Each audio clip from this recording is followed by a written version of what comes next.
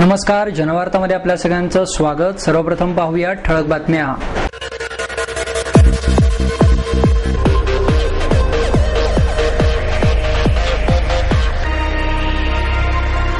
देशाला महाशक्ती बनवण्यासाठी शिक्षण क्षेत्रात सर्वांना समान संधी मिळाल्यास देश महासत्ता बनण्यात कुठलीही अडचण येणार नाही, मुख्यमंत्री पृथ्वीराज चव्हाण यांचा विश्वास।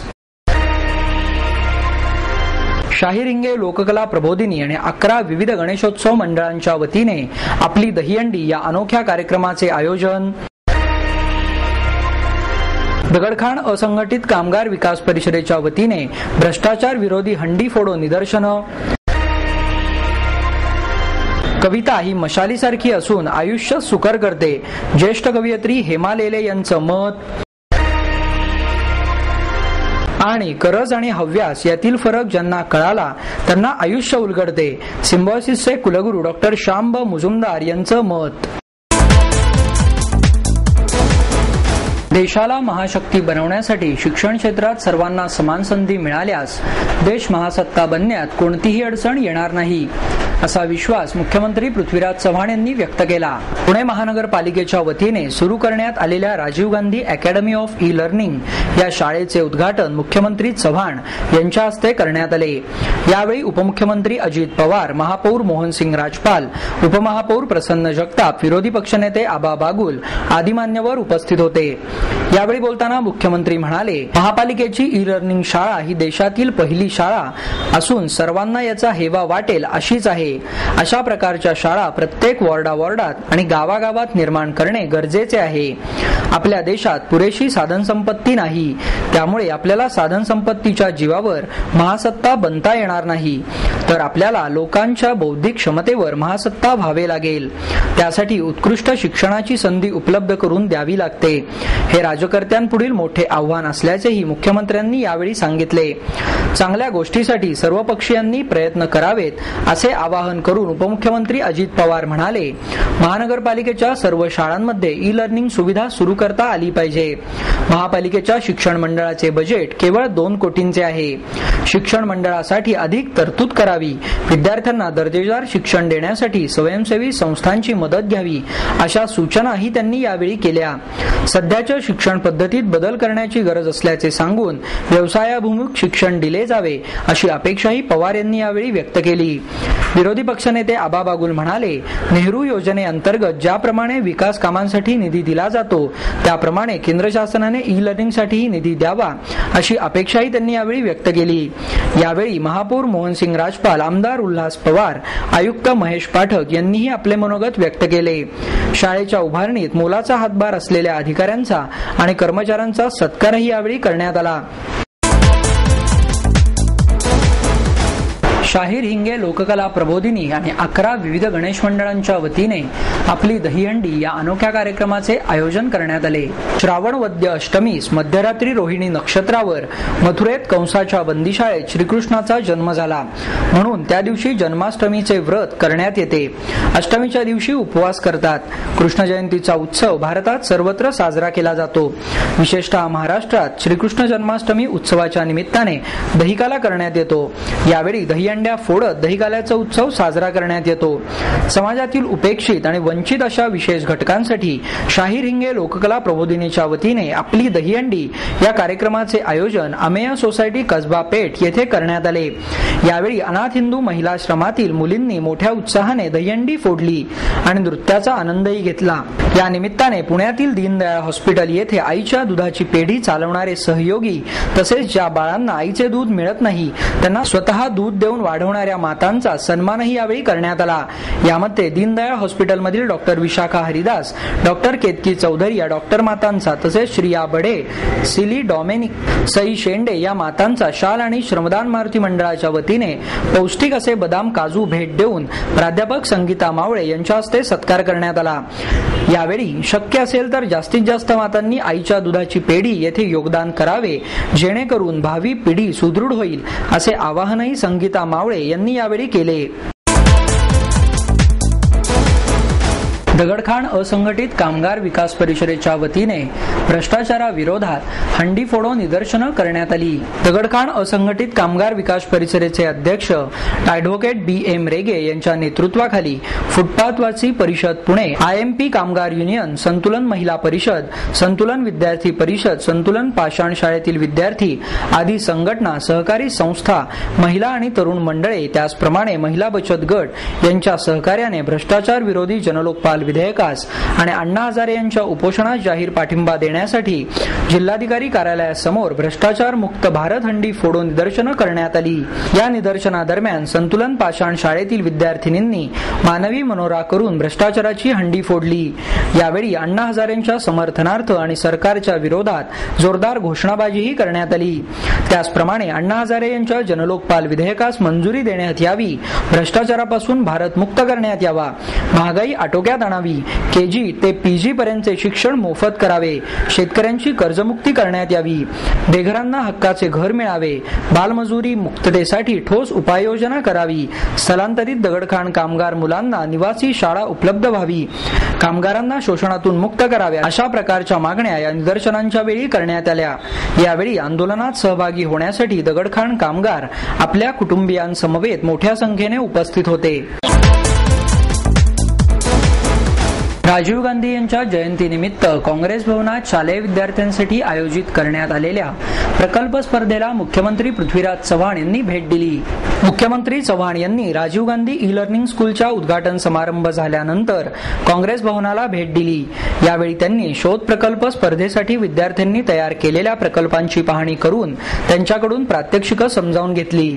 अगदी लहान वयात संशोधन बुद्धीला चालना देऊन शोध प्रकल्प तयार करणाऱ्या विद्यार्थ्यांचे त्यांनी कौतुकही केले। यावेळी पुणे शहर काँग्रेसचे अध्यक्ष ॲडव्होकेट अभय छाजेड, उपाध्यक्ष दीपक मानकर, पुणे महानगरपालिकेतील विरोधी पक्षनेते आबा बागुल, माजी मंत्री रमेश बागवे, आमदार उल्हास पवार, महिला काँग्रेसच्या प्रदेशाध्यक्ष ॲडव्होकेट कमल व्यवहारे, आमदार दीप्ती चौधरी आदी मान्यवर उपस्थित होते।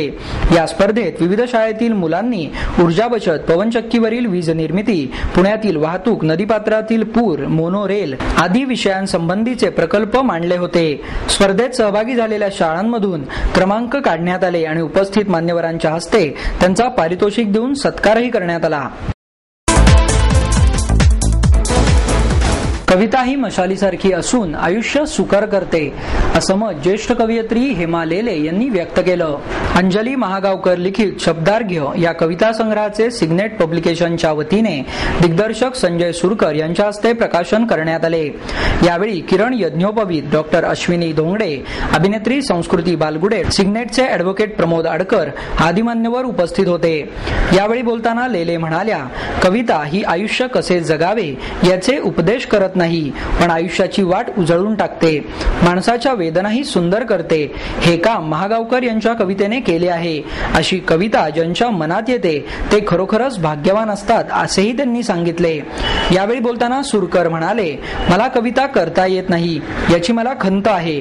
कवितेच्या एखाद्या ओळीत खूप मोठा अर्थ दडलेला असतो, हा अर्थ शोधून त्याच्यावर चित्रपट काढायला मला आवडेल, असेही त्यांनी सांगितले। यावेळी डॉक्टर घोंगडे, बालगुडे यांनीही महागावकर यांना शुभेच्छा दिल्या। नागार्जुन श्रीनिवास दासरी हा 6 वर्षाचा मुलगा 15 ऑगस्ट रोजी संध्याकाळी 4 वाजता विठ्ठलवाडी येथून बेपत्ता झाला आहे। त्याचा रंग गोरा, उंची 3 फूट, नाक सरळ, बारीक केस, अंगात पांढऱ्या रंगाचा हाफ शर्ट, डार्क चॉकलेटी रंगाची फुल पॅन्ट त्यानं परिधान केली आहे। तरी आपणास कुठे आढळल्यास 99 75 01 46 67 या क्रमांकावर संपर्क साधावा। पुणे फेस्टिवलमध्ये इंद्रधनु आणि उगवते तारेचे उद्घाटन प्रसिद्ध कथ्थक नृत्यांगना मनीषा साठे यांच्या हस्ते करण्यात आलं। 23व्या पुणे फेस्टिवल अंतर्गत उगवत्या आणि नवोदित कलाकारांसाठी असणाऱ्या उगवते तारे आणि इंद्रधनु या कार्यक्रमाचे आयोजन नारायणपेठेतील लोकमान्य सभागृहात करण्यात आले। यावेळी फेस्टिवलचे मुख्य संयोजक कृष्णकांत कुदळे, कार्यक्रमाचे संयोजक रवींद्र दुर्वे आदी मान्यवर उपस्थित होते। उगवते तारे या कार्यक्रमात 7 ते 14 वर्षे वयोगटातील वयोगटातील उगवते कलाकार सहभागी झाले आहेत. 15 ते 25 वर्षे वयोगटातील नवोदित कलाकार इंद्रधनुमध्ये आहेत. या कार्यक्रमांमध्ये सुमारे 250हून अधिक नवोदित कलाकारांनी सहभाग दर्शवला आहे. यात कथ्थक, भरतनाट्यम, ओडिसी, कुचिपुडी आदी नृत्य प्रकार होणार आहेत. चित्रपट आणि सुगम संगीत, शास्त्रीय गायन, पोवाडे, कॅसिनो, तबला, हार्मोनियम अशा विविध प्रकारचे वाद्यवादनही केले जाणार आहे. चित्रपट संगीतावर आधारित नृत्य आणि पाश्चिमात्य नृत्ये या कार्यक्रमाअंतर्गत सादर करण्यात येणार आहेत. आयुष्यभर साहित्याची सेवा करणारे मराठीचे अभ्यासक संमेलनाध्यक्ष होण्यापासून वंचित राहिले, अशी खंत डेक्कन अभिमत विद्यापीठाचे अध्यक्ष डॉ. गो. देगलूरकर यांनी व्यक्त केली. महाराष्ट्र साहित्य परिषदेच्या वतीने दरवर्षी देण्यात येणारा डॉ. ग. ना. जोगळेकर स्मृती पुरस्कार यावर्षी हैदराबादचे मराठीचे ज्येष्ठ अभ्यासक डॉ. द. प. जोशी यांना डॉ. देगलूरकर यांच्या हस्ते प्रदान करण्यात आला. रोख रुपये 10,000 आणि स्मृतिचिन्ह असे या पुरस्काराचे स्वरूप होते. डॉ. जोशी यांच्या वतीने प्रसिद्ध प्रकाशक आनंद लाटकर यांनी पुरस्कार स्वीकारला. या प्रसंगी साहित्य परिषदेच्या कार्याध्यक्षा डॉ. माधवी वैद्य, सुनील महाजन, पराग जोगळेकर आदी उपस्थित होते. डॉ. जोशी मूळ मराठवाड्यातील असून हैदराबादच्या विवेकवर्धिनी महाविद्यालयामध्ये त्यांनी अनेक वर्षे मराठीचे अध्यापन केले आहे. निजाम स्टेटमधील शैक्षणिक, सामाजिक, सांस्कृतिक बदलांचा शोध घेणारे डॉ. जोशी यांचे काळाच्या पडद्याआड हे पुस्तक प्रसिद्ध आहे. डॉ. जोगळेकर यांच्या आठवणींना उजाळा देताना डॉ. वैद्य म्हणाल्या, डॉ. जोगळेकर हे अविरत कार्य करणारे कडक शिस्तीचे होते. मला घडवण्याचे श्रेय मी जोगळेकर सरांनाच देते, असेही त्यांनी यावेळी सांगितले. परिषदेचे कार्यवाह प्रकाश पायगुडे यांनी सूत्रसंचालन केले. गरज आणि हव्यास यातील फरक ज्यांना कळला त्यांना आयुष्य उलगडते, असं मत सिम्बॉयसिसचे कुलगुरू डॉ. शांब मुजुमदार यांनी व्यक्त केलं. जनसेवा फाउंडेशन आणि लायन्स क्लब आंतरराष्ट्रीय यांच्या वतीने भेटूया एका दिग्गजाला या प्रकट मुलाखतीच्या कार्यक्रमामध्ये ते बोलत होते. मुलाखतकार सुधीर गाडगीळ यांनी ही मुलाखत घेतली. या प्रसंगी भारती विद्यापीठाचे कुलगुरू डॉ. शिवाजीराव कदम, दाजीकाका गाडगीळ, वनराईचे मोहन धारिया, मदन बाफना, संजीवनी मुजुमदार, जनसेवा फाउंडेशनचे डॉ. विनोद शहा, मदन बाफना आदी मान्यवर उपस्थित होते. यावेळी डॉ. मुजुमदार म्हणाले, शिक्षण हेच विद्यार्थ्यांना एकत्रित आणण्याचे साधन आहे. दोन भिन्न वनस्पती आणि प्राणी एकत्रित येऊन एकमेकाला मदत करत सहजीवन जगतात, म्हणजेच सिम्बॉयसिस. गडहिंग्लज या छोट्याशा गावातून पुण्यातील विद्यार्थी दशेतील कालावधी, त्यानंतर फर्ग्युसन महाविद्यालयात वनस्पती शास्त्र विषय शिकवण्याचा अनुभव, वसतिगृहात रेक्टर असताना परदेशी विद्यार्थ्यांबाबत असलेला अनुभव, त्यातून सिम्बॉयसिस संस्थेच्या स्थापनेपर्यंतचा प्रवास डॉ. मुजुमदार यांनी कथन केला. डॉ. बाबासाहेब आंबेडकरांच्या वस्तूंचे संग्रहालय बांधताना, कॉमन मॅनचा पुतळा बसवतानाचे अनुभव, दिवंगत पंतप्रधान इंदिरा गांधी यांची सिम्बॉयसिसला भेट, शिवसेना प्रमुख बाळासाहेब ठाकरे यांच्याविषयीच्या आठवणी ही त्यांनी यावेळी बोलताना सांगितल्या. खासगी विद्यापीठ विधेयक ही भारताची गरज आहे. लोकसंख्येचा विचार केला तर आपल्याला 1,500 विद्यापीठांची गरज आहे. सध्या 538 विद्यापीठे आहेत, असेही डॉ. मुजुमदार यांनी यावेळी सांगितले.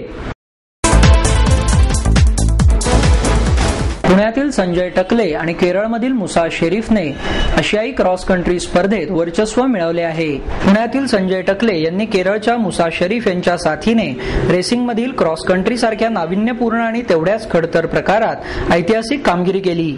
आशियाई क्रॉस कंट्री रॅलीमध्ये आपल्या गटात पहिला आणि एकूण क्रमवारीत 6वा क्रमांक मिळवण्याचा पराक्रमही त्यांनी केला.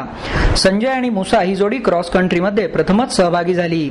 रॅलीमध्ये भाग घेणारी पहिली भारतीय जोडी बनवण्याचा मान या जोडीला मिळाला, पण तेवढ्यावर समाधान न मानता त्यांनी पोडियम फिनिश खेचून आणला. जपानचे शो एकावा आणि फुमियो नुताहारा हे स्पर्धक देखील रॅलीत सहभागी झाले. स्पर्धेविषयी अधिक माहिती देताना संजय टकले म्हणाले, ही रॅली 6 दिवस चालणारी होती. त्यामध्ये थायलंड येथील जगप्रसिद्ध वर्षा जंगल, त्यातील जंगली हत्तींसह विविध प्राणी, कधी चढउतार, चिखलाने माखलेला रस्ता, नद्यांचे पात्र, निसरडी वाळू, शेवाळे असा या रेसचा मार्ग होता.